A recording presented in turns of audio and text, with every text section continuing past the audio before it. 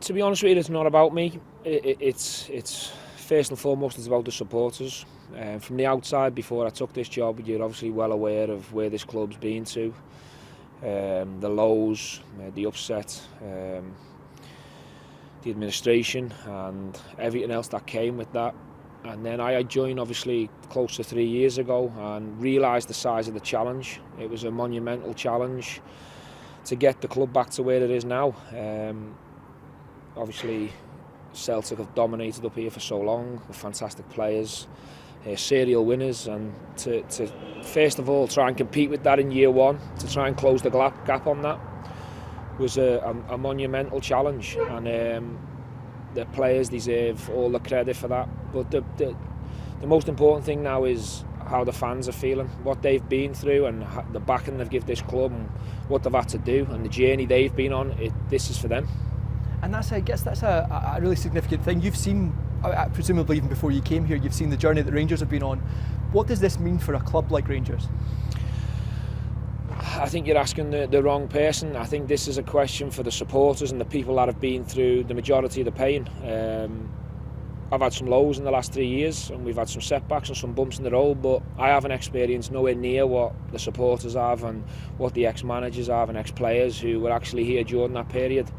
The best part of the last few days for me was to see the reaction of some of the staff members that have been through that journey over the last 10 years. To see the relief and the emotion in them was special for me. And it wasn't that long ago actually that a number of the staff here were faced with the prospect of losing their job in administration and not knowing if they had a future at all.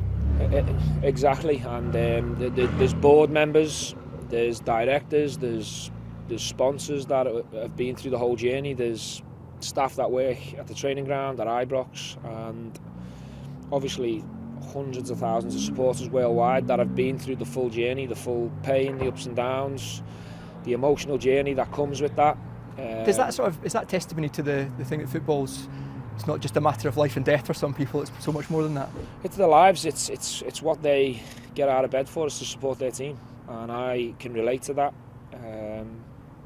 I felt that when I walked in the door. I took that challenge on because I had belief and confidence that if we could connect everything and we could get the power of the fans back behind us, behind this group, that's a real powerful tool to have at a club like this. And I've experienced it as a player when you're an underdog and you can achieve something special when no one gives you a chance.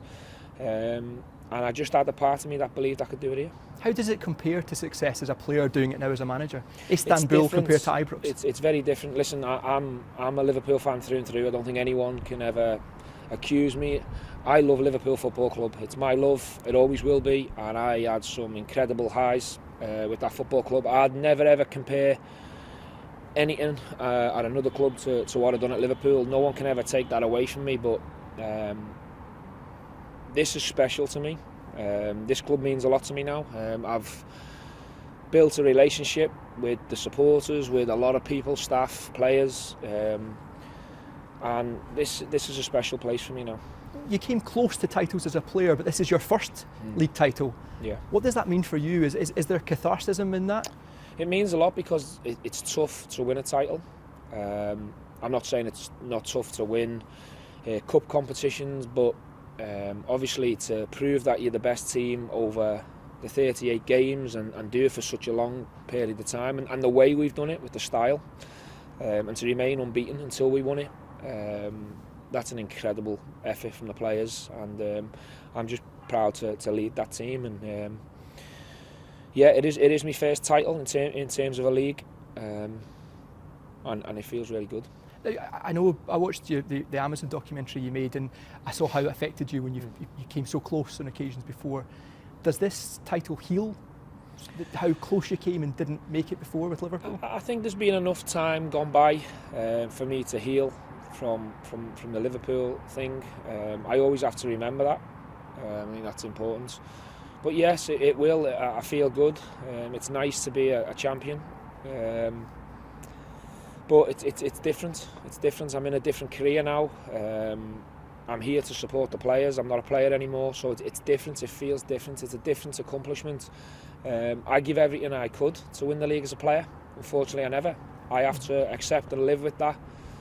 I was the champion of Europe but not champion of England, and that's on me. That's on me. I'll take accountability for that. This is a different journey, it's a different challenge, and I'm just absolutely elated that we've finally got to where we wanted to get to. When you won the league, there were no fans there to see it in the middle of a pandemic. Does that take anything away from it? No, it doesn't, because it's the achievement, it's the historic moment. No one can ever take this away from the club or from us. You would rather fans were there. In an ideal world, of course, we'd love the fans who have been in the stadium. If anyone deserves to be in a stadium when a title's given out, I think it's Liverpool a few years ago and Rangers now. Liverpool had to wait so long, and Rangers have waited 10 years, and obviously the journey they've been on. If anyone deserves to be in the crowd, it's the two sets of clubs that mean a lot to me. As well as the fans not being here with you, your family couldn't be here to share it with you because of the pandemic. No, they couldn't, but I'm hoping in the future we can maybe have a special day together, hopefully when things get back to normality. I'd love nothing better than to have a picture with my family with the trophy. That'll mean a lot to me, because they're with me, they back me. I spend less time around them, and it's tough for them. It's really tough. People maybe don't understand that, but to actually get something to reward that sacrifice, and something that I can live with forever and share with me kids when my little fella's old enough to understand it, that'll be a real special story when he's old enough to understand it. Something else as well that this season's been sort of defined by, it's not just a lack of crowds, but every single game Rangers have taken the knee. That's been the acknowledging the Black Lives Matter. Is that something that's part of football now? I think it's important to everyone, especially with what's going on in the world. We'll continue to give that every bit of support we can, and it's a very important part. There's been a lot of work that's gone into that side of things, and from a charity point of view, we as staff who represent this club will continue to support their messages, because for me it's very important. Is football there yet? I think big chunks of it are, big chunks, but I think you've seen certainly over the last weeks and months that there's a minority on social media that keep letting it down, which is unfortunate and frustrating. But I think the hope is to one day it's totally eradicated. That's the hope. But I'll do everything I can from that point of view to be a support on that. We did see scenes over in Glasgow for the weekend of crowds pouring onto the streets. What did you make of that when you were watching it? Well, look, I think if you go back over the timeline, I was asked by the club to put a message out on a couple of occasions to remind the fans to try and stay safe and be careful, and ideally stay at home. But at the same time, I'm someone who's human, who's got emotions, and I can totally understand the jubilance and the response and the reaction. Having said that, moving forward, I think it's important that we remain calm and safe in the short term till we get back to normality. I can understand the reaction, because we're going through a pandemic.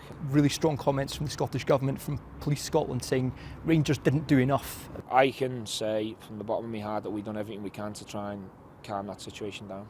How have you changed since you arrived here as a rookie manager? I think that's for other people. Just don't read the media, because everyone's got an opinion. How have I changed? I'd like to think I've learnt a lot in the 3 years. Personally, both on and off the field, if you like.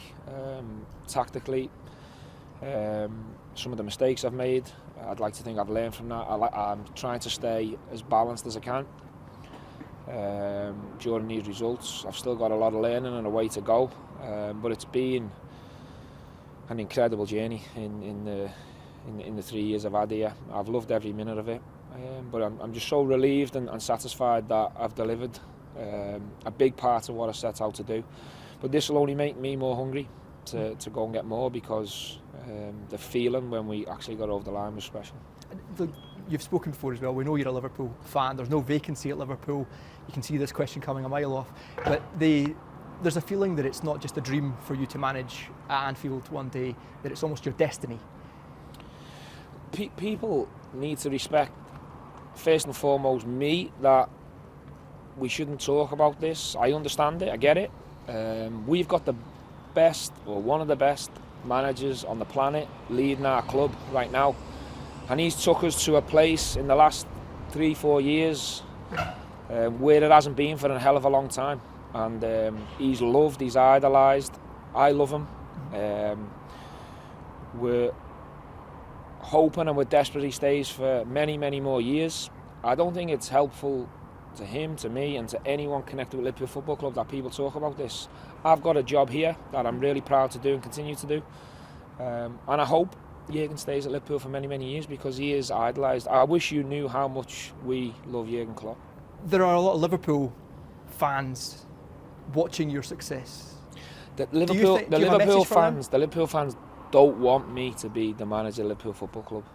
They want Jurgen Klopp to continue to be the Liverpool manager. Do you have a message and for I'm them? I'm totally with all of them. When they're seeing you though winning the league here and maybe starting to dream, do you have a message for them?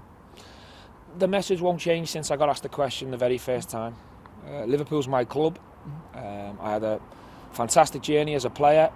I'm doing a completely different career path now. I'm happy in the role and job I'm in now. Is it a dream for me to one day be the Liverpool manager? Yes, it is. Yes, it is, but not yet.